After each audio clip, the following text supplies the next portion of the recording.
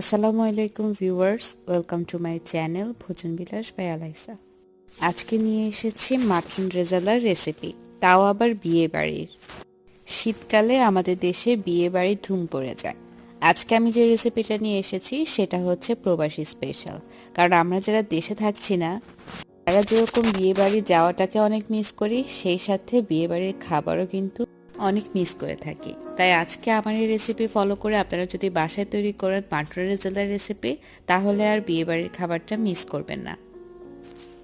অনেকেই আছেন যারা খাসির মাংসের গন্ধটা পছন্দ করেন না। 1 কেজি খাসির মাংসে আমি 4 টেবিল চামচ পরিমাণ ভিনেগার অথবা লেবুর রস এবং 4 টেবিল চামচ পরিমাণ পানি, 2 টেবিল চামচ পরিমাণ লবণ দিয়ে খুব ভালো মতো মাংসটাকে মেখে 4 থেকে 5 ঘন্টার মতো রেখে দিতে হবে, তাতে মাংসের যে বাড়তি একটা গন্ধ আছে সেটা চলে যায়। মাংসের রেজালাতে সাধারণত মাংসের টুকরাগুলো বড় বড় হয়ে থাকে, তাই 1 কেজি মাংসকে সাধারণত 8 থেকে 10 টুকরা করে নিলে মাংসের টুকরাগুলো পারফেক্ট সাইজ হয়ে থাকে রেজালার জন্য। মাংসগুলোকে খুব ভালো মতো কচলে ধুয়ে পানিটা ঝরিয়ে নিয়েছি। তারপর এর মধ্যে একটা মশলার পেস্ট তৈরি করব। সেই জন্য আমি এখানে 1 টেবিল চামচ পরিমাণ গরম মশলার গুঁড়া, 1 টেবিল চামচ পরিমাণ মরিচের গুঁড়া, 1 চা চামচ পরিমাণ জিরা গুঁড়া, 1 চা চামচ পরিমাণ ধনিয়া গুঁড়া, 1 চা চামচ পরিমাণ হলুদ গুঁড়া, আধা চা চামচ পরিমাণ এলাচ গুঁড়া দিয়ে খুব ভালো মতো নেড়ে একটু সামান্য পানি দিয়ে একটা মশলার পেস্ট তৈরি করে নিচ্ছি।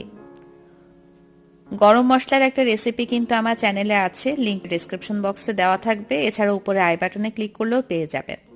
অন্যদিকে মিডিয়াম আঁচে চুলায় একটা পাত্র বসিয়ে 1/4 কাপ পরিমাণ রান্নার তেল দিয়ে দিচ্ছি। তারপর এর মধ্যে 5 ইঞ্চি সমান দারচিনিকে ছোট ছোট টুকরা করে, 3টা লবঙ্গ, 2টা তেজপাতা একটু ছোট সাইজের এবং 1/4 কাপ পরিমাণ মিহি করে কাটা পেঁয়াজ কুচি দিয়ে দিচ্ছি।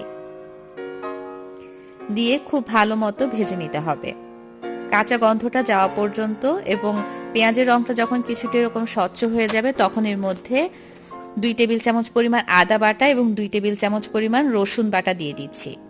দিয়ে খুব ভালো মতো নেড়ে মিশিয়ে নিচ্ছি, কাঁচা গন্ধটা যাওয়া পর্যন্ত ভেজে নেব। 1 থেকে 1.5 মিনিটের মতো ভেজে নিলেই হবে। তারপর এর মধ্যে আমি যে মশলার পেস্টটা তৈরি করে রেখেছিলাম সেটা দিয়ে দিচ্ছি। একটু ভালো মতো বাটি থেকে নিয়ে নিতে হবে। তারপর মশলাটা দিয়ে খুব ভালো মতো এটাকেও ভেজে নিতে হবে 1 মিনিটের জন্য। অন্যদিকে আমি মশলার যে বাটিটা ছিল সেটার মধ্যে সামান্য একটু পানি নিয়ে নিয়েছি। তারপর মশলার বাটিটা ধুয়ে সেই পানিটা এখন এই মশলার মধ্যেই দিয়ে দেব। তাহলে একদম একটু মশলাও আমাদের আর নষ্ট হচ্ছে না।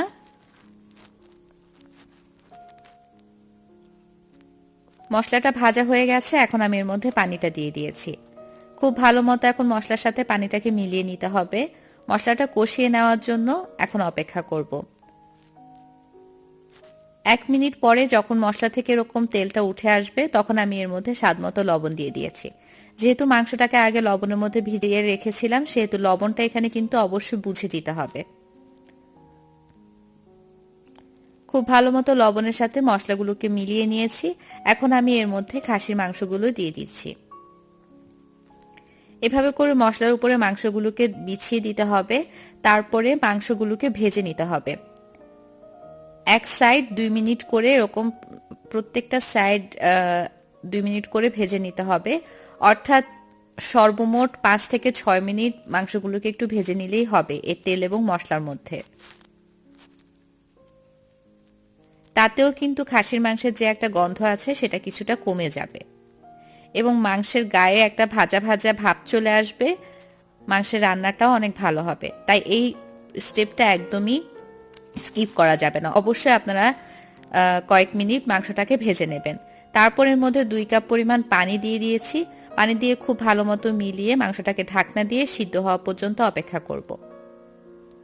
বেশি স্বাদযুক্ত করতে চাইলে আপনারা এখানে 1 কাপ দুধ আর 1 কাপ পানি মিলিয়েও কিন্তু ব্যবহার করতে পারেন।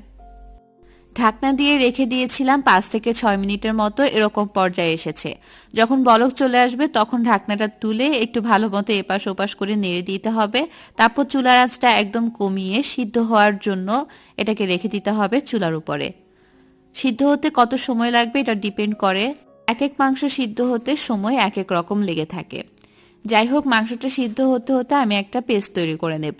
সেই জন্য আমি এখানে 10-12টার মতো পেস্তা বাদাম নিয়ে নিয়েছি, 15-20টার মতো কাঠবাদাম নিয়ে নিয়েছি, আর হাফ কাপ পরিমাণ টক দই দিয়ে দিচ্ছি, 1/4 কাপ পরিমাণ দিচ্ছি বেরেস্তা, আর দিয়ে এটাকে একটা খুব সুন্দর পেস্ট তৈরি করে নিতে হবে।